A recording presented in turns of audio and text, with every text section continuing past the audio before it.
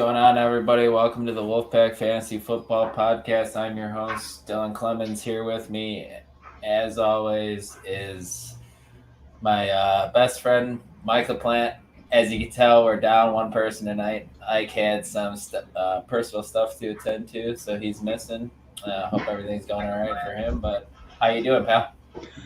Other than Ike not being here because we're missing him, due to that personal stuff, I'm pretty excited. We just saw week one football. I feel like you should be more enthused with this podcast. We got to see a great game last night. We'll get into that one with the Giants and the Washington football team. I'm feeling good. How about yourself? I'm feeling pretty good, man. It was just a long, hectic week at work for myself, so.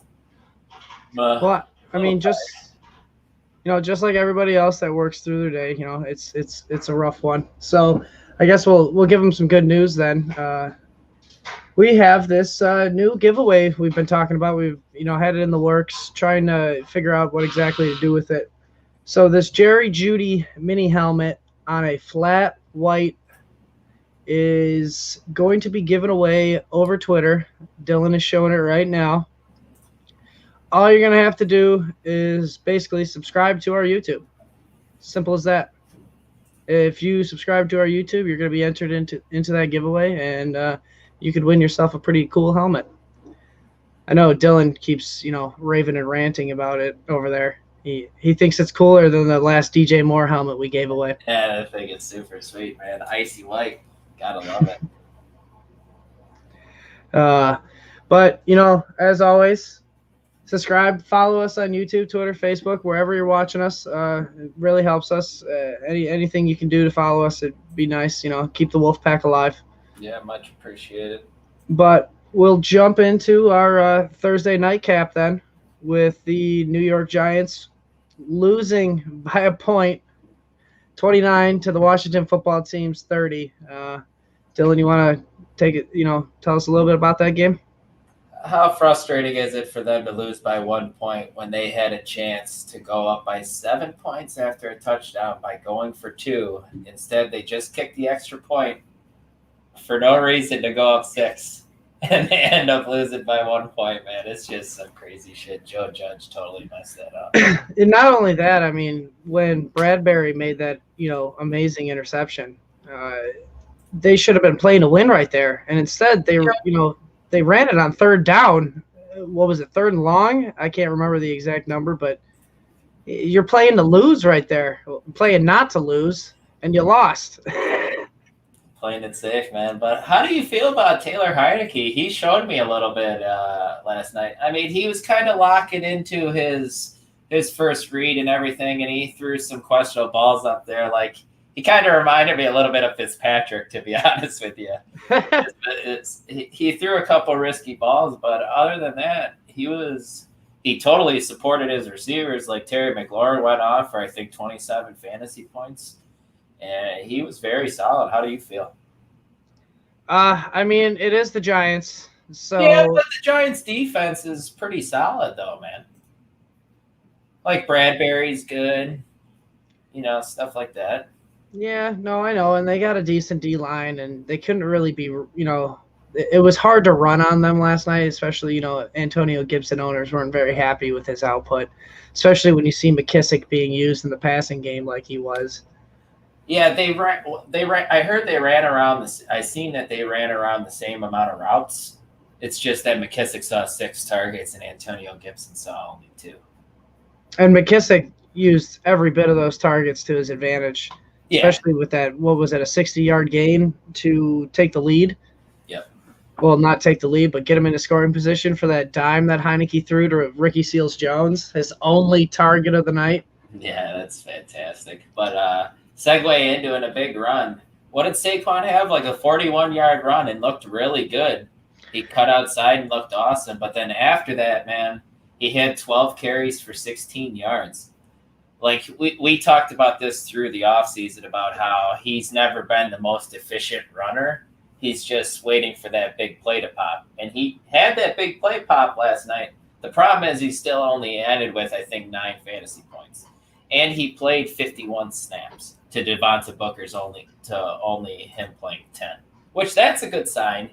Unfortunately, he just wasn't efficient like we talked about. He just. I mean, you're going to see that, though, with the Washington defense. I mean, you're going to talk about, the Giants defense being no slouch. Well, the Washington D-line is not easy to run against. So, I mean, there's only so much you can do, especially coming off that ACL tear. I mean, this is 4 days after his first game back. Yeah. He's probably sore. I mean, I remember. That's why it was crazy to me that he played so many snaps. But I know. It was optimistic. Yeah, definitely. Daniel Jones is pretty much their running game last night. They kept running the read option, and he ended up with 9 rushes for 95 yards. And he looks good running the ball, man, as long as he hangs on to it. That's that, or they don't get flags calling back touchdowns. Yeah, stupid shit like that, man. But I mean, Sterling Shepard in that game, good showing. Another 20-point game from him. 9 of 10 targets caught, took 94 yards. I mean, I think he's worth wide receiver 2, wide receiver 3 value right now for the season. How about you? Yeah, you could totally start him most weeks. But he's every week, especially with he had 20 points 3 straight weeks heading into that game. I know he was borderline 20 points this week. I'm not sure what he finished at, but he separates, man. And you can tell that Daniel Jones, his mindset is trying to not. He trusts him. Yeah, he trusts him, and Daniel, he doesn't want to turn the ball over. He doesn't want to. And that's Galladay's thing, is Golladay has trouble separating. His big thing is going up and contested catches and stuff like that. So I feel like Golladay might have a down year, man. Are you down on Golladay after the first couple games? I'm not down on him yet. It's only the first game. I mean, these are overreact. Well, yeah, second game, but still, I mean, he was coming off that hamstring injury in the first one. Didn't get much preseason work or training camp work. So he's shaking the rust off. I mean, guy's coming off a year where he didn't play even last year very much. 4 games? Yeah. I'm not ruling him out yet. It didn't look great, though. He had a couple drops. I'm not advocating you start him. I mean, if you got better options, you want to play them over Kenny Golladay. You want to stash him on the bench. You'd rather have him hit on the bench 1 week and then play him, and instead of enduring all these weeks of misery.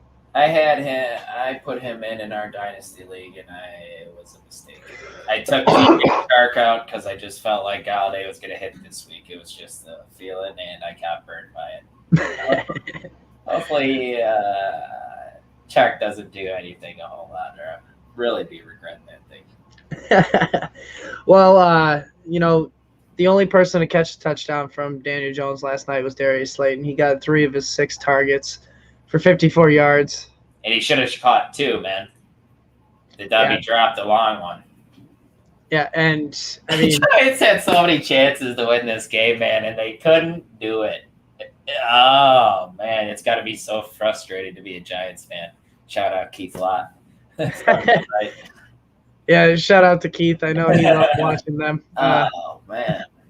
But also, shout out to Rum Boys Robbie, who won that signed Slayton jersey at the Fantasy Expo this past August. Of course, he's the one that catches the touchdown. That's pretty funny.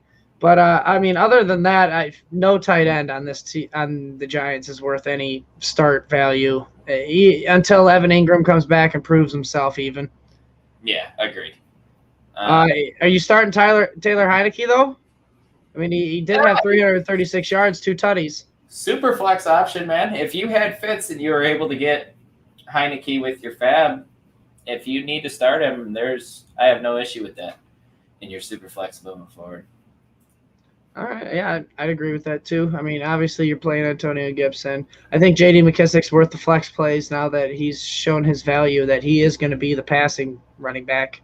I did see people on Twitter were contemplating Terry McLaurin, especially Davis from our site. I know he said that he sat Terry last night, but I didn't really understand why they were worried about him. He was targeted 14 times and caught 11 of them for 107 yards and a touchdown. He looked really good, man. He's a very good player.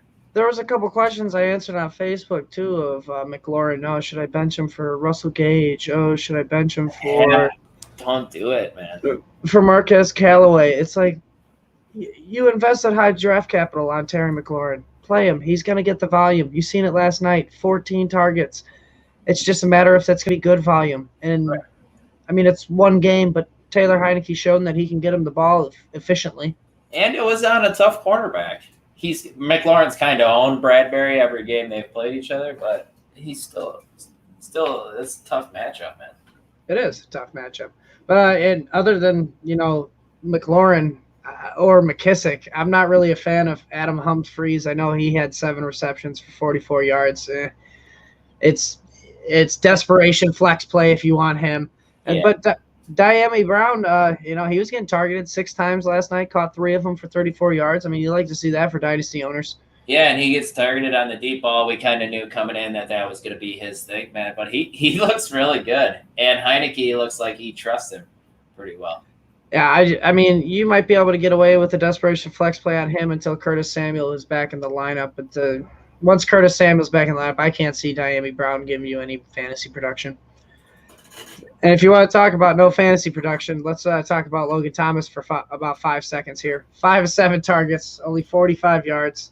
Like I said, points that might end up being top 12 tight end for the week. I don't know. I mean, Ricky Seals-Jones with his 1 catch for 19 yards. I mean, that's double-digit points right there. Often right there, yeah.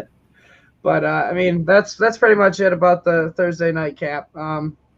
Let's rip through these injuries real quick. Yep. Most of them are pretty obvious, but some of them, we'd like to get you guys to know because maybe you missed these while you were working. But obviously, go ahead. Go ahead. No, go ahead. I was stealing you. All right. Fitzpatrick, obviously, with Heineke starting last night, he's out 6 to 8 weeks with a hip subluxation. He actually opted to rehab it and not have surgery. The surgery would have ended his season. But I don't know about you, Mike. I have a feeling that Fitz probably isn't going to get this job back if Heineke keeps playing like this. Do you agree? If Heineke can play like this, yeah, I don't know if Fitz is going to get the job back either. But we'll have 8 weeks to see how Heineke does. But, moving on to the running backs because that's thankfully the only quarterback injury so far. Mostert out for the year. We knew about him. Chip knee. I mean, no surprises there. Trey Sermon, Elijah Mitchell year, maybe JaMychal Hasty. I like how it's the Sunday Social podcast with me, you, and Joe last Sunday. We were talking, hyping Mostert up. He's going to be awesome. 2 carries, 20 yards, averaging 10 yards a carry, and then goes down. We even talked about that on the podcast. Joe said something about watch Elijah Mitchell, Mostert get hurt, and Elijah Mitchell blow up. Sure shit it happens. Sure shit it happens. Maybe another running back that could blow up this week. Possibly Kenyan Drake with Josh Jacobs being ruled out Sunday against the Steelers with toe and ankle injuries. That's no surprise there. He was kind of limping around in the game. He was struggling just to get off the field, seemed like. Yeah, I mean, at least he gave you a solid fantasy week after he fell into the end zone a couple times. That's his job. Jameson Crowder, after being activated off the COVID list, he is actually questionable with a groin injury. Then you got Will Fuller out week 2. Everyone thought you were going to get him back after that first week suspension. Unfortunately, like him and Ike, they both have to deal with personal reasons this week. It's a shame. We'll get to see what he can do next week with Tua, hopefully. You want to talk about your boy Mooney?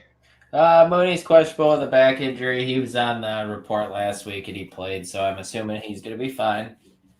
Gabriel Davis against the Bengals, so let's hope he plays. Yeah, totally. Gabriel Davis is also questionable with an ankle injury. I saw that he was limping around last week. Hopefully he plays. He was the only guy to catch a touchdown in that Bills offense last week. He looks good, man. I know. Hopefully he can recover from this injury quick because he does look like he could be an integral part of that offense. Stefanski rolled out Odell early this week, so he's out for Sunday already.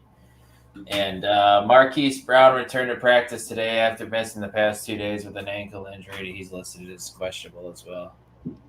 Hopefully we see him, man, because they're really struggling with pass catchers on that team, obviously. Yeah, you seen what was it? Anthony Schwartz actually picking up some of that slack on the deep play for ODB missing out. And then totally did you that spot? Did you mention Marquis Brown? I'm sorry, I was looking at. Yeah, I did. Yep, all right. Yep. I mean, I'm still worried about him. I mean, ankle injuries for a receiver that relies on his speed and cutting is not normally a good thing. Plus, you get the small pie in general. Jonnu Smith has a hip injury. He's questionable for Sunday as well. And I don't know about you, Mike. If Jonnu is out, I'm smashing Hunter Henry and putting him in my lineups, especially DFS. I love Hunter Henry as a DFS play against the Jets this week. He's going to be super cheap in whatever platform you play, honestly. Yeah, very sexy matchup. Mac Jones being the rookie quarterback in Bill Belichick's system, he's going to utilize that tight end. Between him and Jonnu Smith last week, they got double-digit targets. Yeah, Henry's definitely probably the best streaming tight end this week.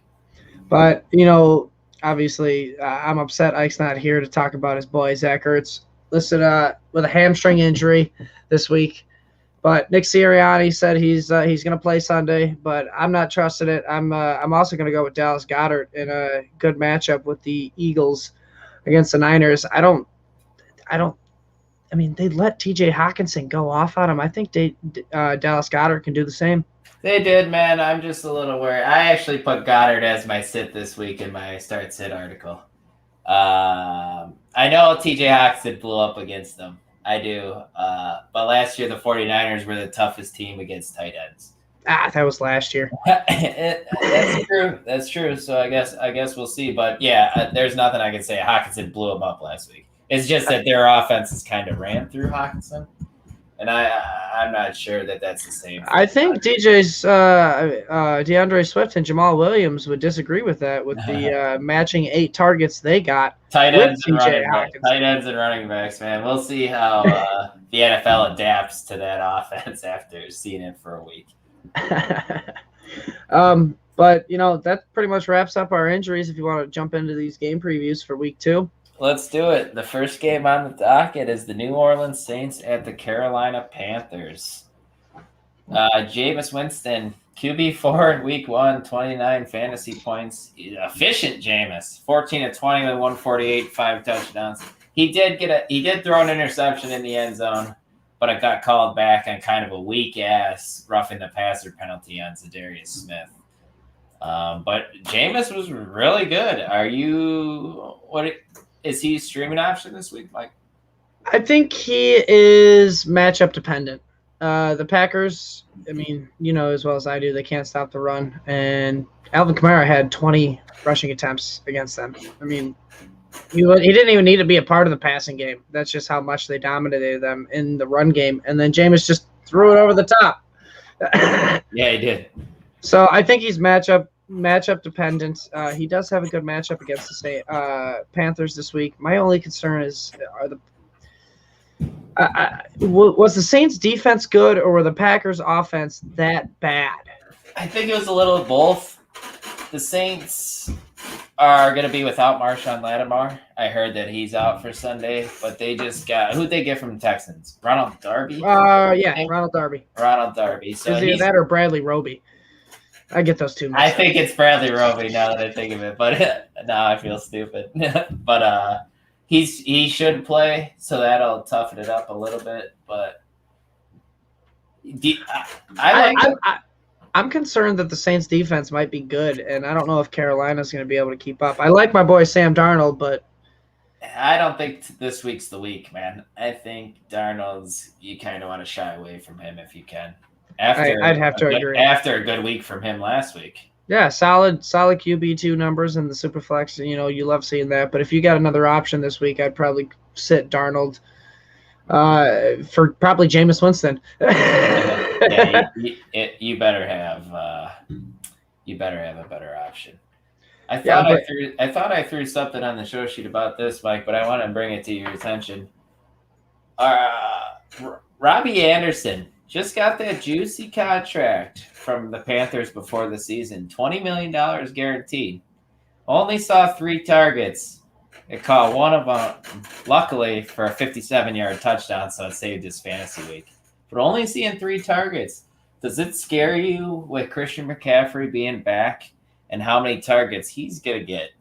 DJ Moore's there. Terrence Marshall out-targeted Robbie Anderson. Are you trying to move off, Robbie? Or am I overreacting? I'd say it's a little bit of an overreaction. The Jets D line isn't terrible, and if I'm being in all honest, the Panthers O line is not great at all. C-Mac makes them look way better than what they are. So it's not that big of an overreaction, but it is a little bit in my mind just because. Oh, man, that's a good. I know, man. What if there, Sam Darnold loves to target the slot with his rapport that he had with Jameson Crowder on the Jets. And McCaffrey is going to be involved. Totally. And Terrence Marshall is going to be involved as well, apparently. And he looks very solid. Yeah, I mean, you're going to have to play Robbie, I think.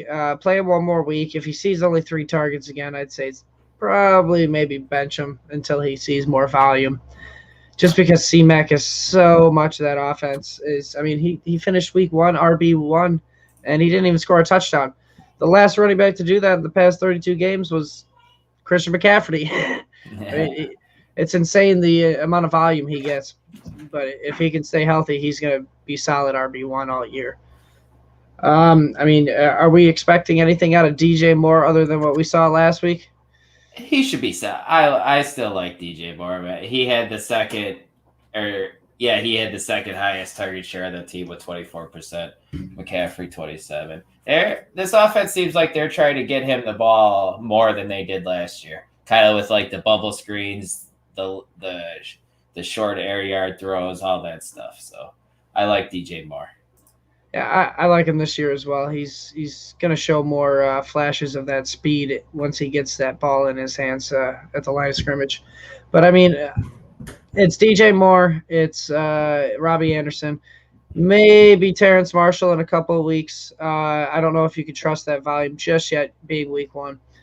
No tight ends, obviously. Never play a tight end out of the Carolina backfield. Let's I want to talk about a tight end with the Saints.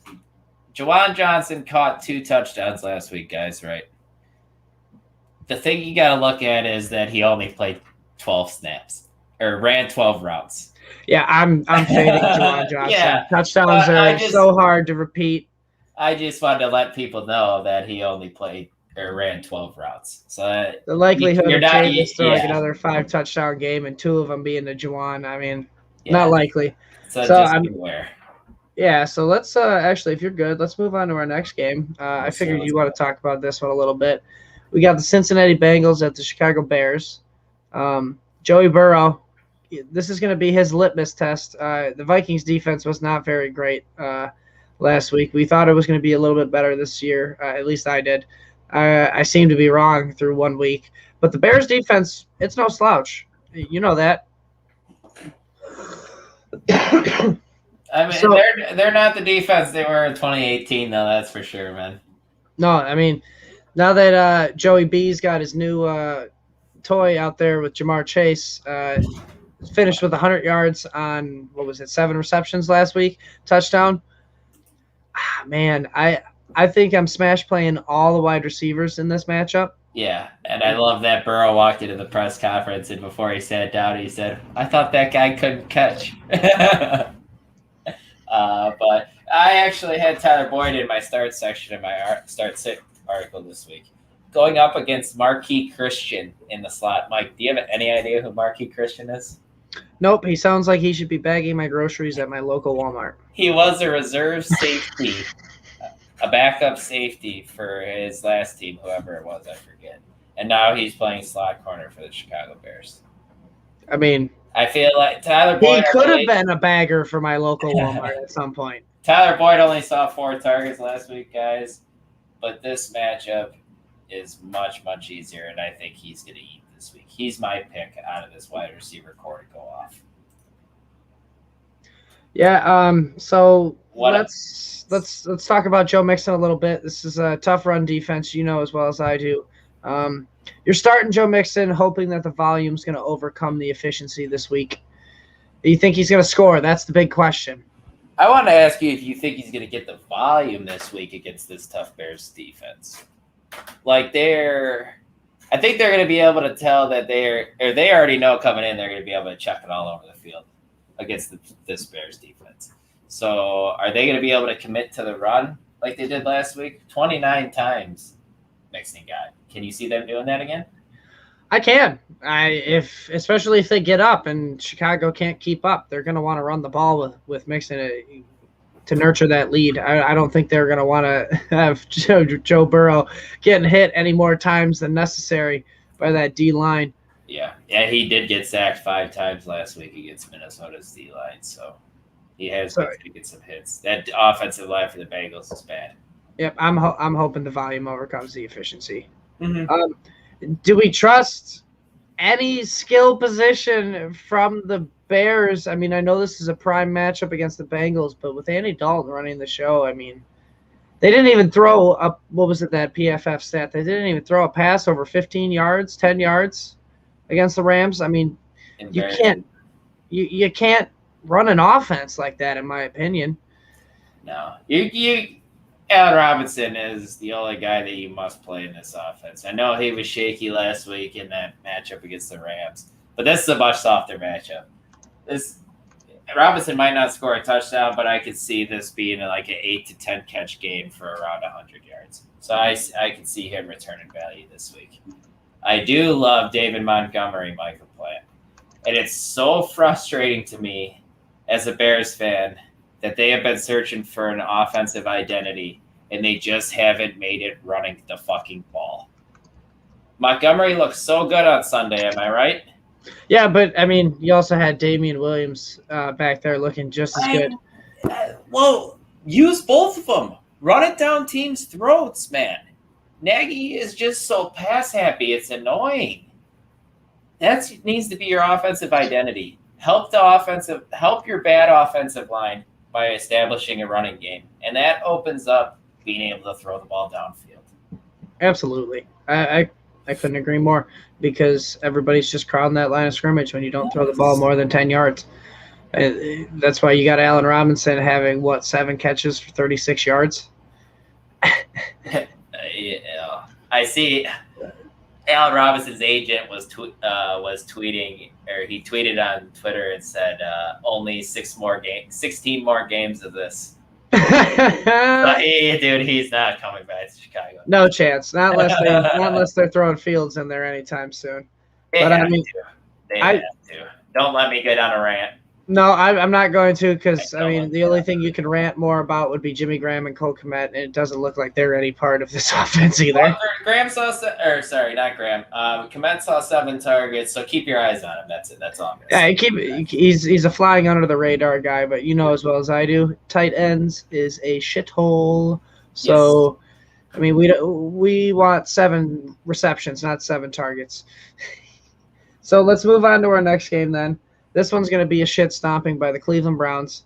They play the Houston Texans. And it's Come on, man. That's your first place in the AFC South.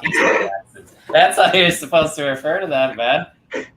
You know who started out first place, I believe, last year? Jacksonville. They went 1-0. How well did that go for them? I believe they got Trevor Lawrence in the backfield now.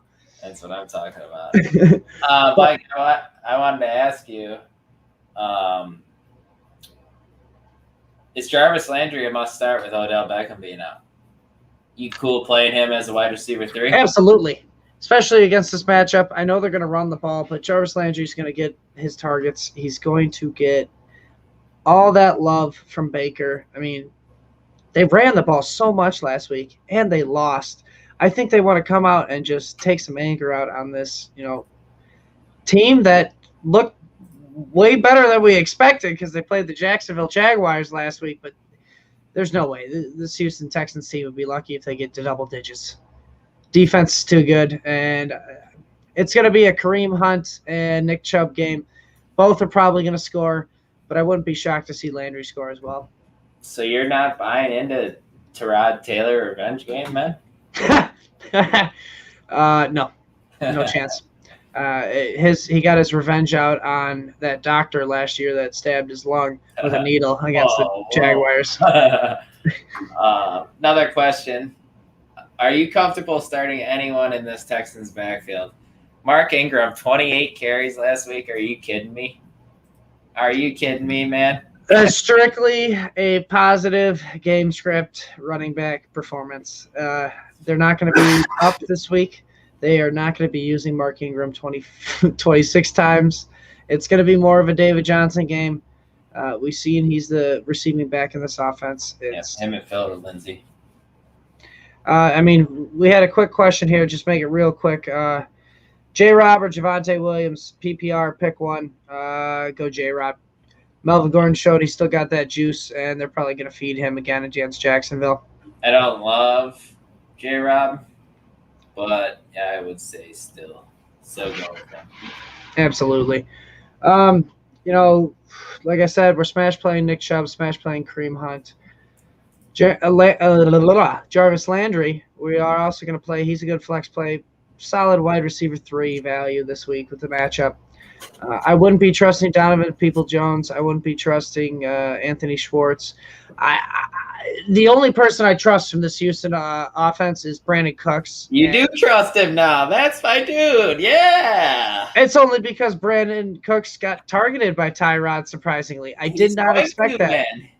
Someone's got to catch it. Someone's got to get the targets. The guy's a professional receiver, Mike. He's had 5 or 6 seasons of over 1,000 yards on many different teams. Yeah, at some point the talent overcomes the crappy quarterback throwing to you. I mean, look at what Mclaren had last year, and he was still solid. And last night, yeah, man.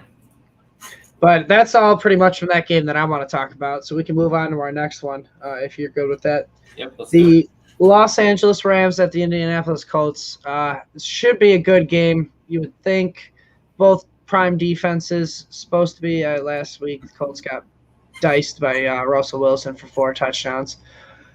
Are we liking any of the Colts receivers in this matchup? Dude, I don't. It kind of grosses me out a little bit. I don't want Pittman. He's going to be shadowed by Jalen Ramsey. Yeah, Zach Pascal in the slot. I guess if you have to play him in a flex is okay. He caught 2 touchdowns last week. And the only reason why I'm saying that is because Wentz loves targeting the slot. And yeah, but Pascal was on the field for 90% of snaps. That's optimistic. I'll give you that. But did you know that 40% of this team's target shares went to Jonathan Taylor and Nyheim Hines? Doesn't surprise me at all, man. That is way too much. I can't trust a receiver when you're using 40% of your target shares on the running back. It's just I can't trust a tight end. I can't trust a receiver. I will say that, even though this is a tough matchup, I trust Jonathan Taylor. He's not going to be that great, but I trust the volume with the pass game is going to help give him a solid floor. And then Nyheim Hines would be a great flex play, especially in a DFS play this week, probably. Sure. I got a couple questions here for you about the Rams. Are we worried about Robert Woods? We saw Van Jefferson with the targets last week. We saw Cooper Kupp just eat. Is Robert Woods? I mean, I'm not worried about Robert Woods. It was a tough matchup. They didn't have to really pass the ball a lot. Matthew Stafford only threw it 26 times, and he was very efficient about it. They had the lead for the whole game. They just didn't have to play it aggressive, and that doesn't worry me because I don't think they're going to play terrible offenses like the Bears offense every week. So as long as this defense can have some points scored on it, I think Matthew Stafford, I think Robert Woods, I think Cooper Kupp are all going to have fantastic years. Sure. I can even throw Tyler Higbee in there as making it as a top 10 tight end this year. Absolutely. And then Darrell Henderson. Didn't look great. The Rams' rushing attack didn't look great last week until the fourth quarter. Are you still putting Darrell Henderson as an RB2 flex play? I'd use him more as a flex. I'm not going at his ceiling is RB2 at this point. If you can put a wide receiver in your flex though instead of him, I'm doing it. Like, I would start Jarvis Landry over him in my flex this week. If it was full PPR, yes. If it was half PPR, I think I'm still going to lean with Darrell Henderson. Just the opportunity that he could possibly fall into the end zone. Yeah, I hear you there. I hear you. Wait, let's do one quick question real quick for you because I have a feeling I know your answer. Robbie Anderson, Zach Pascal, Nelson Aguilar, Marquis Brown, Trey Sermon, PPR. Robbie Anderson and Nelson Aguilar for me. I agree. Ooh, hold on. I do. You like Zach Pascal in this matchup, huh? Him or Aguilar, man, that's tough. I'll go with Mike, and we'll go unanimous. I mean, Aguilar plays the Jets. I love that matchup. I'd be smashing him. What's up, James? Nice to see you joined us. I hope you're enjoying it. But I mean, let's jump over to the next game. You want to take a few of these games? Yeah, Denver Broncos at the Jacksonville Jaguars. With Judy down, Mike, who do you like to fill in his place? Tim Patrick, KJ Hamler, or Noah Fant? Where are those targets going? We also forgot about Cortland Sutton. Where are Cortland Sutton's going to get an uptick in targets, but his big thing is touchdowns, in my opinion. I think he's going to be their red zone threat. I think the biggest beneficiary of Judy going down, the safest one, is Tim Patrick. He's going to slot right into that role. He did it last year with, I can't even think of his name right now. Drew Lock. Thank you for the help, Dylan. Appreciate that. That's one of them boring guys' names. Yeah, I mean, it's just Tim Patrick. But I mean, I think the ceiling really rises on Noah Fant now. I love it for Noah Fant. The targets definitely increased big time, and getting the ball in his hand, he's a fast tight end that can make big plays. Yeah.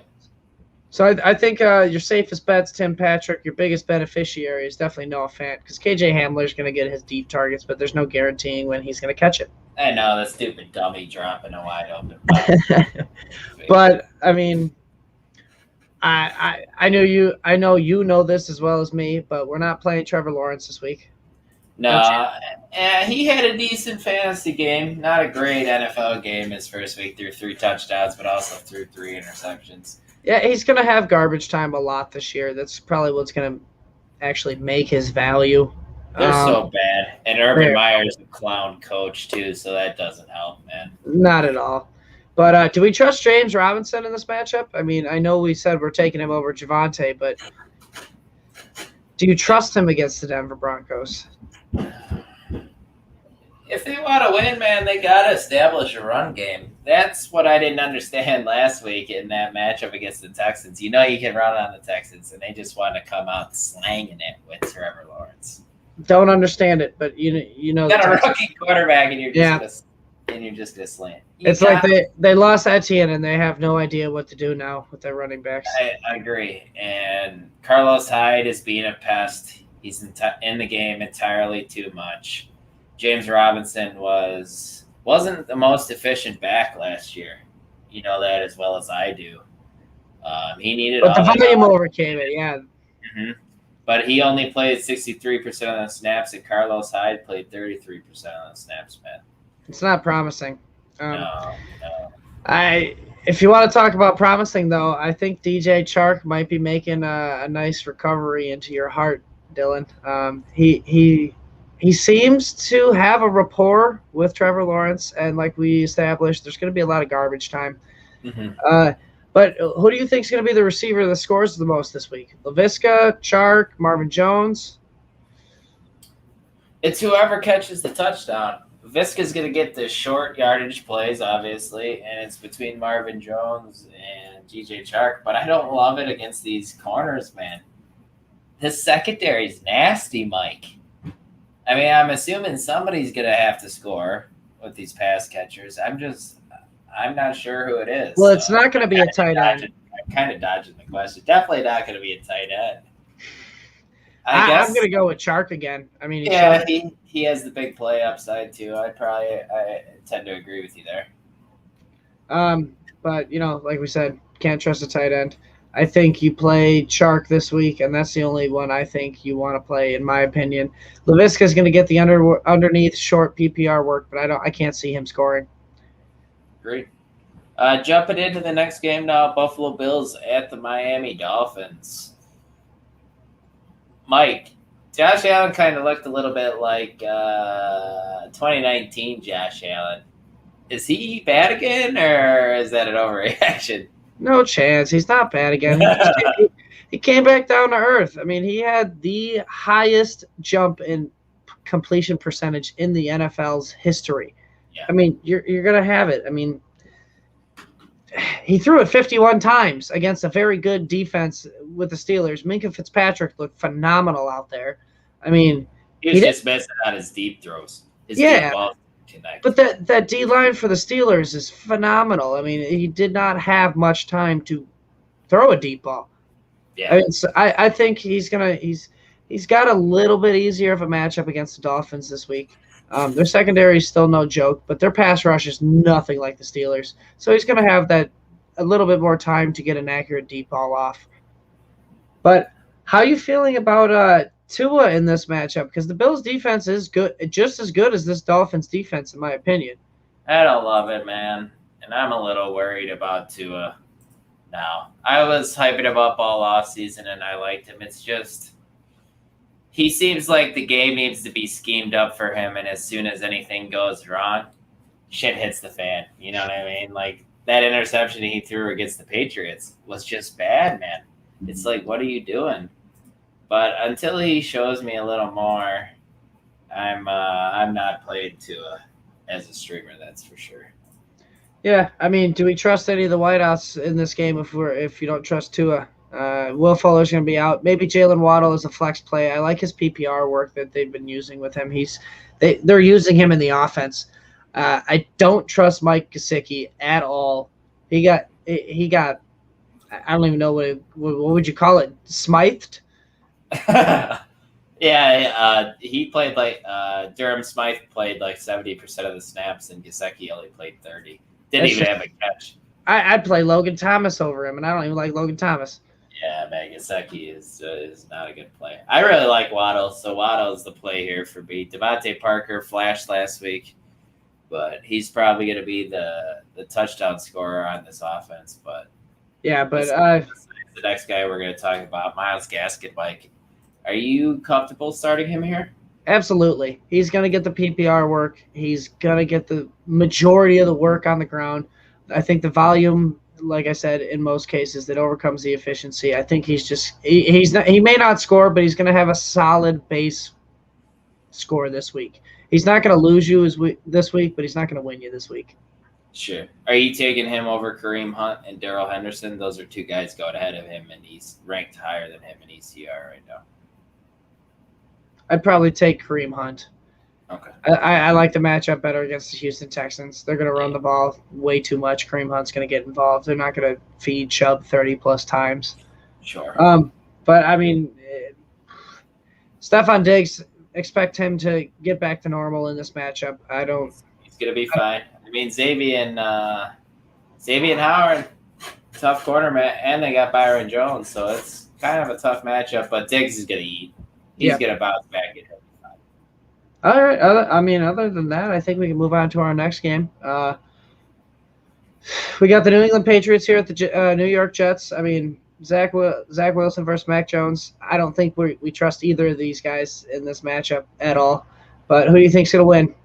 Mac Jones. Mac Jones? Yeah. And I have him in a couple of places, and I've had to start him this week in a couple Superflex leagues, which I had Fitzpatrick go down in one. And then I actually have him in another league between either starting Mac or starting Zach Wilson, and I'm starting Mac in this matchup for sure. Yeah, if you're forced with these two in this matchup, I'd go Mac as well. I'll tell you who I'm not going with, and that's any running back from this Jets backfield. Agreed. Not until we see some consistency from any of them, and I can't see that happening anytime soon. We'll see a Michael Carter breakout at some point. I just don't know when. I believe exactly. He's got some talent. He'll get some work here eventually. But other people that are going to get work in this game, Damian Harris, James White. I mean, Patriots, we expect them to be up this entire game, in my opinion. So what are they going to do? Lean on the run game with the rookie quarterback. Yeah, I think Harris is a sexy play, that's for Yep, sure. I think he's got a multi-touchdown week in his future. Just hang on to the ball, idiot. Yeah, You know how Belichick is. He doesn't like people fumbling. They can get in his doghouse, and that was a pretty costly fumble, kind of costed the game. absolutely. I mean, and with this offense probably leaning on the run game so much, do we trust Aguilar or Jacoby Myers at all? Yeah, Aguilar's okay. Myers okay. This matchup is good, man. So if you have those guys on your roster, you should play them this week, or why else are you rostered them, if that makes sense. No, it makes sense. The matchup is just not going to get any better than this, really. Like if you were asking me who would I rather have, Darrell Henderson or Jarvis Landry? If it was Darrell Henderson or Aguilar, I think I'm going Aguilar in this matchup with the Jets. Yeah, that's pretty ballsy, but you're playing the matchup. I get that. I get it for sure. But just like we said, not many options in the Jets backfield, but there is one option in their wide receiving core, and his name is Corey Davis. Only receiver worth playing right now. Caught 2 touchdowns last week. Zach Wilson loves him. Yeah. I think we love him. Yeah, we do. I think he's a great DFS play this week. Yeah, you play Corey Davis every week. Patriot, their best corner is Jalen Mills, came over from New England with Stephon Gilmore being down, so he doesn't scare me. Why would he scare me?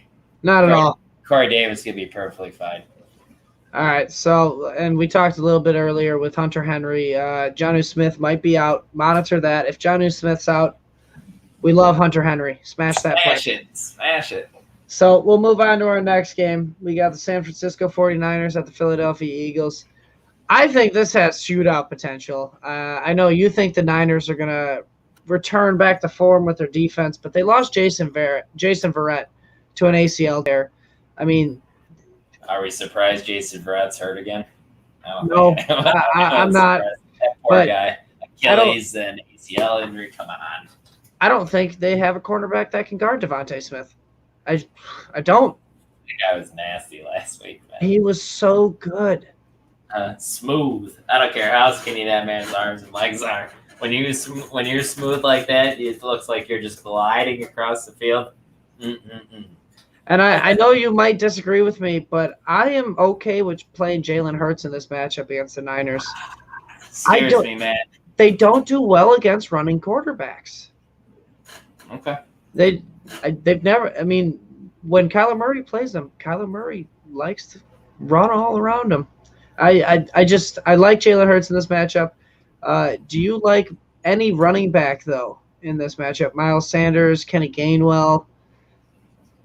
I think Sanders showed that he overcame my expectations, right? Last week, I didn't think he was going to put out that good of a showing, and he did. I was impressed with it. I thought it was optimistic, yeah, but I mean, what I didn't like seeing was Kenny Gainwell getting the red zone rushing attempts. I mean, he had the. And I don't think that's going to stick. He's going to get a lot of the passing game because Sanders has been struggling with that. But yeah, man, he had 15 attempts for 74 yards, average 5 yards per carry. If Sanders can get some red zone attempts, I'm with you on it. I'm just afraid Jalen Hurts or Kenny Gainwell is going to take away from that value. Yeah, he should be. Jumping into the other backfield, Mike. I know people are going crazy, throwing all their fab money at Elijah Mitchell, throwing their number one waiver claims at him. I'm not as high as everybody is on him. That backfield was going to be murky coming into the season with Raheem Mostert and all them guys in it together. Anyways, with Mostert going down, does that give you more clarity? Do you like Elijah Mitchell more? It doesn't make it more clear. I'll tell you that. It doesn't. The one thing that does help this situation, I mean, Trey Sermon's going to be most likely activated this week. Elijah Mitchell has shown he can do it. He didn't turn the ball over. I mean, he didn't fumble the ball and almost lose them the game last week. That was Deebo Samuel. Yeah. So I think he trusts him. I think he's going to roll out with him as the starter. I mean, obviously, the way the Shanahans run their offenses, they're going to mix the running backs in there. I just think Elijah Mitchell's going to get the majority of it until Trey Sermon can show that he can do it. Because he wasn't even good enough to beat him out for an active spot on the roster before week 1. Yeah. But, I mean, I think we're gonna play Debo Samuel again this week against this Eagles secondary. It's not the greatest. I know Matt Ryan made it look real good last week. But I mean, you're benching Ayuk until he's can prove that he's involved in this offense. You're playing. I know you're playing George Kittle. You love the way he plays. I mean, and in my opinion, I think your only safe play on the Eagles' passing game is Devontae Smith. He's at least worth a flex. Totally. Wide receiver 3. Yep. So let's move on to our next game, the Las Vegas Raiders at the Pittsburgh Steelers. We said it with Josh Allen against the Steelers. This defense is hell.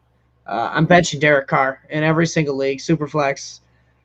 I don't think he's going to pull the same magic he did against the Ravens. Do you? No, especially not on short rest, man. No chance. It's just kind of nightmare scenario. They got to travel across country to Pittsburgh to play this awesome defense. They're going to struggle. I mean, Waller's not going to struggle because he's just going to get 25 targets. But the rest of the Raiders' offense is totally going to struggle. Just so you know, if he keeps up a 19 target pace a game, he's up to 323 targets for this season. I don't know if that's some sort of record, but that's stupid. Are you worried about Najee at all in this matchup? I wanted to ask you that. I mean, this matchup isn't terrible, but what I am worried about, Mike, is Najee getting hit in the backfield 75% of his carries last week. But you 75. But you know what's a bigger number than 75? 100% of the snaps. I get it. That's what you like to see. He had 5 fantasy points, that asshole. You know what I mean? I mean, it's scary. Name a player from that. Booty. Name a player from that game that had a good stat line. I don't want to. Because there were none. It was 2 good defenses knocking each other out. It was, good blow left and right. I mean, but with Jacobs out, do we like Kenyan Drake in this matchup, even though it's a tough defense? I do. He's going to get involved in the passing game, too. I mean, Gruden did say that Drake's going to be a part of the game plan, obviously, but I'm blanking on the other running back's name. Oh, God dang it. Peyton Barber. They said that he's going to get some work, which kind of... I don't believe it. No. Gruden also said he was going to throw Josh Jacobs the ball, and that didn't happen very much. Never gonna happen.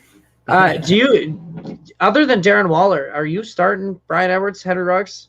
No, I don't even really want to roster him. Keep your eyes on Bryan Edwards. He made a couple clutch catches, and I know if Ike was here, he'd want to talk about him a little bit, but I sure don't want to talk about him. No, I mean, if he didn't get tackled at the 1-yard line in overtime, maybe we'd be talking about him more. Are you worried about the receivers in the Steelers offense with Big Ben looking like shit? To put it nicely. I'm always worried about these receivers. The only one I'm the safest about is Juju. He just gets the easy underneath. Stop saying that, man. I hate him. I know you do, but he's the slot. The offensive line is not that good. You keep telling me. I mean, dude, he got 8 targets. I know. He didn't do anything with them, though. 4 for 52. He had 9 fantasy points. Wow. Ugh. I like Deontay Johnson. I just don't trust that he's going to stay healthy. There's just so much more upside with Deontay Johnson and Claypool than there is with Juju. You gotta say there's more. I'd say there's more upside with the Claypool. At any point, he could go for a deep pass. It's just if Ben can throw it accurately. Yeah. I mean, that's pretty much it for the noon games, unless you got something else to add. Nope. So let's move on to the 4 o'clock games. We got the Saints at the Panthers. Nope. We already talked about this game, so I don't know why that's on there again. That must be my bad. That is your bad, buddy. That was the first game we talked about. I told you, I'm like Ron Burgundy. I'll say anything on the damn script. Oh, go ahead. Skip that next one, too, because we already talked about that game. All right, well, we got the man, what happened here, buddy? Minnesota Vikings at the Arizona Cardinals. Kirk Cousins goes off last week, Mike. 350 yards. What did Joe say on his podcast? He That was threw for 350 in week 1 last year too. And that was the only time all year. This is a tougher defense. Chandler Jones got 5 sacks last week on Ryan Tannehill. The O-line's not very good for Minnesota, so if they're going to run away with this game, it's going to have to be with the run. Yeah. So I like Dalvin Cook in this matchup. Justin Jefferson had a rough outing. Are we trusting him against this defense? Yeah, you're playing Justin Jefferson. Well, I wanted to talk about KJ Osborne a little bit, man. Is he worth the roster spot? He had 9 targets and he played 80% of the snaps, so he's the wide receiver 3 in this offense. Absolutely worth a roster spot. I wouldn't be playing him just yet, not unless you're desperate. Flex play maybe if you're in a full PPR. Half PPR, you must be really desperate. But yeah, he's just the underneath guy. He's not going to be targeted in the red zone. He's just going to be used on early down work. I don't even think he's the guy being looked to on third down very much. If so, it was 2 times. But yeah, he's worth a roster spot. Just don't play him yet. But if Adam Thielen or Justin Jefferson ever go down, he is in line for a bigger role for sure. Totally. How about Hopkins and Kyler Murray? You think they're going to continue that magic against this, Minnesota Vikings defense? Well, Patrick Peterson revenge game, man. He's probably going to be going up against DeAndre. I know Peterson's a little washed now, but I kind of like to see that matchup. Yeah, we're smash playing both these players. I'd put them in DFS. I love that connection. I got that connection in Scott Fishbowl. It's a fun connection, guys.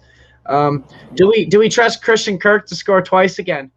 No, but he might be a deeper DFS play. He had a solid game last week, and you can tell that he's going to be involved more in this offense. Eventually, he might get a little less of the receiver workload as they work in Rondale Moore a little bit more.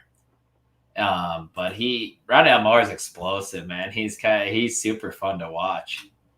He is super fun to watch, and because he's involved in the offense the way he is, I really don't like Chase Edmonds as much this year. It kind of got his role a little bit, huh? It did.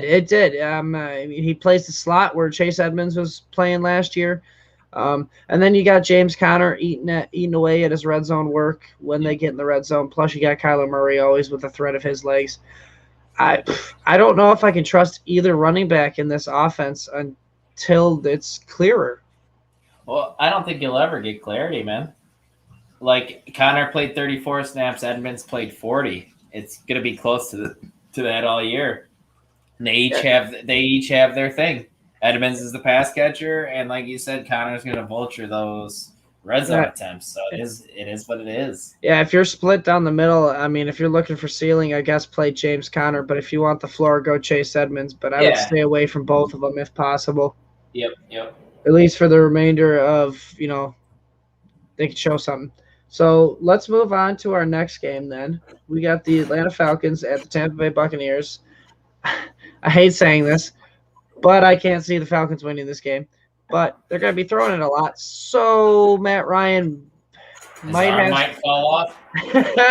No, I think he's going to get blown into oblivion with this defensive line because their O-line was so bad last week.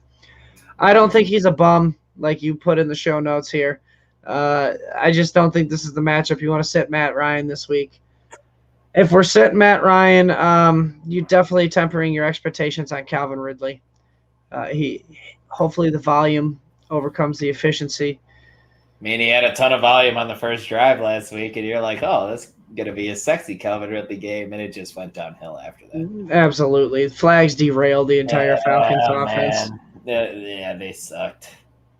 But, and I'm going to have to agree with you on this one. I know you wanted me to ask, are we fading Mike Davis this week? I'm going to have to agree with it. It's Zeke knew. The Cowboys knew last week that they couldn't run on it, and they abandoned the run. Yeah. So I have a feeling Falcons are going to abandon the run quickly. Don't play Mike Davis. I I would sit him for a different anybody this week. I would. It's not going to be a good week for Mike Davis, my boy. Kyle Pitts, though, Mike. I know he struggled a bit. He didn't. I'm pretty sure he saw 8 targets or somewhere close to that. Oh, and he's going to see probably about, if I'm being honest, 10 targets this game with the amount of passing volume they're going to see. I mean, last week when the Cowboys played him, Jarwin and Anthony Schultz both had 5 targets, I believe, which, I mean, Tampa Bay's not great at defending the tight end. Sure. I think that's a bounce-back week for both Calvin Ridley and Kyle Pitts. It's just not going to be the bounce-back game you wanted. Jumping over to the other side of the ball, you're starting Tom Brady, top 5 quarterback upside this week of this matchup. Is our favorite receiver Antonio Brown now out of this wide receiving core? He was my favorite value in drafts, yours too, I believe. I mean, I still like Godwin better week to week. But Antonio Brown, I think, has solidified me, at least, as the number 2 receiver on this team. I don't need to get into Mike Davis anymore. I'm just going to slander him this whole time. So I'm going to kick it to you about the Mike Evans thing, man. What do we do? We don't trust him. I mean, you're playing him. You're forced to play him where you drafted him this Mike, you drafted him as a top 15 receiver. Are you telling me that you have 3 other options that are better than him, though? No, you don't. That's why that's the problem. So crazy he was being drafted where he was. You have to look at it like this way. Since Antonio Brown's been put in the lineup, I mean, they've been almost identical target shares for him, Antonio Brown, Mike Evans, and Chris Godwin. I mean, Tom Brady throws it to who he wants to throw it. He's going to spread the ball out. People are going to have their certain weeks. Obviously, Antonio Brown was the best value in this, but I wouldn't be surprised if he doesn't score next week, and it's Mike Evans with 2 touchdowns. And shout out to friend Zach for playing Mike Evans against me this week in our fantasy league. I hope that he does get the 2 touchdowns. He will. He will. But, I mean, I know Gronk had a good week this past week. Starting Gronk. Starting him in this matchup. It's awesome. I want to talk to you about the running backs, though, man. Yeah, Ronald Jones starting this week, or Leonard Fournette going to be stealing that starting job after Rojo fumbles again? I hope not, man. Rojo's so much better. Just stick with him, Arians. If he was better, why can't he hold on to the ball? I mean, granted, Leonard Fournette can't either when the ball's thrown into his hands. So. I don't know what to do with my hands, man. But, yeah, I don't want to play Rojo after what happened. I'd be super gun-shy if I was an owner. I'm not, but I would be. Honestly, I don't like any running back from this backfield. The way that they use Gio Bernard in the 2-minute offense, they each have their roles, and Bruce Arians is not going to abandon those roles unless there's an injury or Ronald Jones fumbles again. Agreed. So we can move on to our next game if you want. Let's power through these last 4 we got here. We're running a little late. Well, yeah, I mean, this is going to be a shootout. I'll be honest with you. I'm playing every player I can in this game. We got the Dallas Cowboys at the Los Angeles Chargers. Dak showed that he can throw on good defenses against Tampa Bay last week. I'm starting CD. I'm starting Amari. I'm starting Zeke. I'm starting Dak. Yep. I'm starting Justin Herbert. Cedric Wilson, though, Mike, take a Gallup spot while he's injured, dude. Anything to keep an eye on? I mean, I think Zeke's going to be more involved in the passing game now that Gallup's out. Maybe a little bit more of the tight end sprinkled in there. So I'm not really high on Cedric Wilson. He's the 5th option in that offense. Sure. But, I mean, you're starting Keenan Allen, obviously. You're starting to surprise Mike Williams getting 12 targets. I mean, he might be a steal along with Antonio Brown in the later drafts in this offseason. I'm willing to go out on a limb and say you're starting Jared Cook. Yeah, it's not a bad start at all. So, I mean, like I said, I'm starting everybody I can. I would stack players in DFS on this matchup. This one's got one of the highest over-unders of the week. Obviously, the highest over-under is Kansas City and the Baltimore Ravens, which we'll be talking about here soon. So let's move on to the next game. We got the Tennessee Titans at Seattle Seahawks. Are we worried? Are we worried that Russell Wilson's going to be only throwing the ball 23 times again against Tennessee? You think they can keep up? You think Tannehill is worth a start in this game as well? Tannehill, you can start.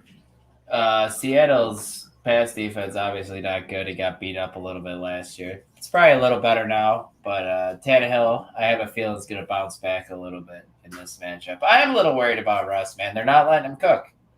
23 times. I know they kind of handled the game last week against the Maybe Colts. they're saving him. Maybe. He did throw 4 touchdowns, but he's super efficient. You like to see the efficiency. Yeah, totally. But DK versus Tyler Lockett, whose week is it this week? We know they like to switch off. I'm going to go with DK here after Lockett blew up last week. Yeah, I'm going to go and play the life of balances, and DK is going to get the monster week this week against a porous Tennessee defense. Feed that man, Russ, man, when you can.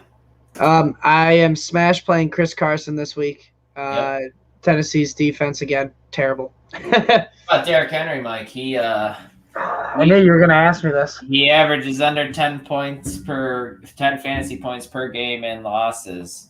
When they're winning, he's obviously great. I don't like their chances of winning this game. I'd like to think that I'm worried about Henry. I'd like to think that Coach Vrabel is a smart man and knows that he needs one of his best players on the field to win the game, and he's going to find ways to work Derrick Henry onto the field and hopefully involve him in the passing game. I know that's all hope and optimism, but I am worried a little bit if their defense is going to be bad this year, all year long. It's not going to be a fun year for Derrick Henry owners. No, definitely not. He's going to be very, very frustrating. So, I think that's it about that game. I mean, you could maybe spot start Gerald Everett in this matchup. It's a nice matchup. Yeah. But hold on, one more thing. As a Julio Jones owner, I'm a little shook by that performance last game. And Vrabel calling him out in post-game presser about how this unsportsmanlike conduct penalties can't happen and shit. Which I agree, he's a veteran, he can't do that shit. But he's got to look better. He looked a little rough last week. Missing some training camp time. He's got to get timing down. I put him in the category of the players I don't trust until he can prove it on that offense. Sure. Let's move on. So Sunday night game, this is going to be a doozy. We got the Kansas City Chiefs at the Baltimore Ravens, highest over-under of the week. Again, I'm taking everybody in this matchup. Maybe leaning more towards Kansas City, but you're starting Patrick Mahomes. You're starting Lamar Jackson. I think it's worth starting Tyson Williams. I hate admitting it. He did score last week. The fumbles worried me a little bit. They activated Devontae Freeman. John Harbaugh, he's saying that he's going to involve all 4 running backs. I know. It scares me. I think you can go with Tyson Williams in this situation. I like Latavius Murray only in this matchup because he gets that Gus Edwards role. He could fall into the end zone one time, and I wouldn't even be surprised. I mean, do you have anything to add more to this? I mean, besides Mark Andrews sucking dick? Yeah, man, he just got a big contract extension as well, and he didn't produce 3 catches for 20 yards. He's got to be better, man. If this offense wants to roll, he's got to be better. Yeah, no, I apologize for the fruity language, but yeah, dude. I mean, you got to be better. You're drafted as one of the top 5 tight ends in this league in fantasy football. I mean, you got to be better. And what are we doing about CEH, man? I was all about him this offseason, thinking he had to have he was going to get pass volume. Maybe you'd see him get in the end zone, but I don't know. I don't know if I see it. I might just be overreacting after 1 week, but it's kind of. He's going to have the volume to give him a solid floor each week, but he's not. Yeah, I mean, he's involved in the passing game. He's the guy involved in the passing game for the running backs. He's seeing majority of the carries. He's out on the field for majority of the snaps. It's just he's not the guy Mahomes is looking for in the red zone. That's the only problem. And when with Andy Reid, he likes to play his trick plays in the red zone. So it's just the touchdown upside that you're going to miss with CEH. I think he's a good PPR play. but that's our RB2. I just think his ceiling's cut off in that offense, even though it is a great offense. Yeah, totally. I mean, is there anything more you want to touch up on that game? Otherwise, we can move on to my favorite. I'm looking at you. Stop trying to play the wide receiver 2 in the Kansas City Chiefs offense. Sometimes it's going to work. Best ball's fine, Mike. Stop trying to. We're not plugging Mecole Hardman in our dynasty lineup anymore. Yeah, well, I'm done with him. What was the other option that we had? Darnell Mooney. He wouldn't have been much better. Yeah, that's what I thought. Mecole Hardman. That's what I thought. But I just wanted to throw that in there. Let's move on. Yep, we'll move on to the Monday night game here. We have the Lions at the Packers. I'm going to make this quick. I'm not a Packer fan, but this matchup's awesome. You're starting everybody. Aaron Rodgers is just going to go off. Like, there's some media heads, national media heads, who are still worried about it. The Bucs got their ass kicked first game against the Saints last season and won the Super Bowl. The Packers are going to be just fine. Aaron Rodgers is going to be just fine. Devontae Adams, Aaron Jones, those guys, they're going to be fine. And this matchup couldn't get any better against Detroit. Yeah, don't play it cute this week. Don't think about benching Devontae Adams. Don't think about benching Aaron Jones just because they laid a week 1 dud. I mean, we thought about benching Mclaren because he didn't do too well. Look what he did this Thursday night. Man. It was just 1 week. It's going to happen. Wide receivers are inconsistent. The Packers gave up in the fourth quarter. Aaron Jones wasn't even on the field. Right. They had Jordan Love out there throwing the ball. I mean, I'm not worried about it. This is a juicy matchup. You're starting Tanyan, you're starting Jones, you're starting Devontae Adams. Stay away from the wide receiver 2 in Green Bay, though, just like you're telling me with the Kansas City Chiefs. Come on, man, MBS. Got to show the love. No, I'm not showing no love to him yet. All right. What I want to know about is, who do we trust more, DeAndre Swift or Jamal Williams? Probably Swift a little bit, just because he played so many more snaps than Jamal did last week. 63 to 32. But even Jamal was the passing game. Man. Yeah, he was super efficient. He got a touchdown along with DeAndre Swift. He's totally a flex option every week, just because. Absolutely. He's and we know you can run against the Packers. Yeah, he's a better version of Nyheim Hines. In my opinion, Jamal Williams is. But I was a little wrong about Swift. Swift played 63 snaps. I was worried about his hamstring. Came out, looked solid, man. And we're playing only TJ Hawkinson pass catcher, as a pass catcher in this offense. We can't. I mean, we like the potential for Amon-Ra St. Brown. Tyrell Williams is out with the concussion protocol, most likely. I don't trust anybody but Hawkinson.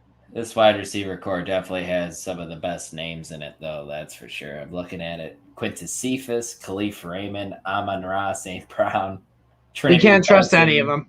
Tyrell Williams, you ain't trusted shit. Man. No, I think it's going to be another week where Hawkinson, Swift, and Williams dominate the target share and the receptions. But if you're a gambling man or gambling woman, take the Packers and the points this week, guys. It's going to get ugly. Take the over. Yeah. Take the over. It's going to get ugly on Monday night. But, Mike, I think we could pretty much close it out, man. Yep. I mean, that's pretty much it for this week. I mean, don't forget about that Jerry Jeudy giveaway. We will be putting out a tweet here soon for it. All you got to do, subscribe to YouTube. It's as simple as that. And then you're entered for a chance to win it. Please follow us on whatever platform you watch us at, Facebook, Twitter, YouTube. Just give us a follow. We really appreciate it. We love answering all your questions when we get the opportunities. And don't forget to check out the Sunday Social podcast. We're going to be answering. Not a podcast, just a live stream, guys. I know you always do that. We'll call it the Sunday Social live start sit live stream. How about that? Sounds better. Kind of a mouthful, but. Yeah. Tell them where they can find you at. You can find me on Twitter at dclemens2222. You can find all my work at fantasy6pack.net, and I do the weekly start sit article. Please go check it out. Also, Mike forgot. Please follow us, hit subscribe on Apple Podcasts, Spotify, or wherever you listen to I podcasts. forgot. We are new to that. If you could write us a review, that would be much appreciated as well. That helps us out big time. So absolutely. If you guys write us a review, we'll definitely give you a shout out too. Yep. All right. Where I think can they that's find you, Mike? I know you're not much of a writer anymore. Your fingers are kind of broke, but That's all right. My fingers are over here producing, all these different shows. So if that's it, man, I think I'm gonna call it a night. all right, my dude. I'll see you Sunday. I'll see you Sunday too. You have a good one, man. You too, guys. See you later.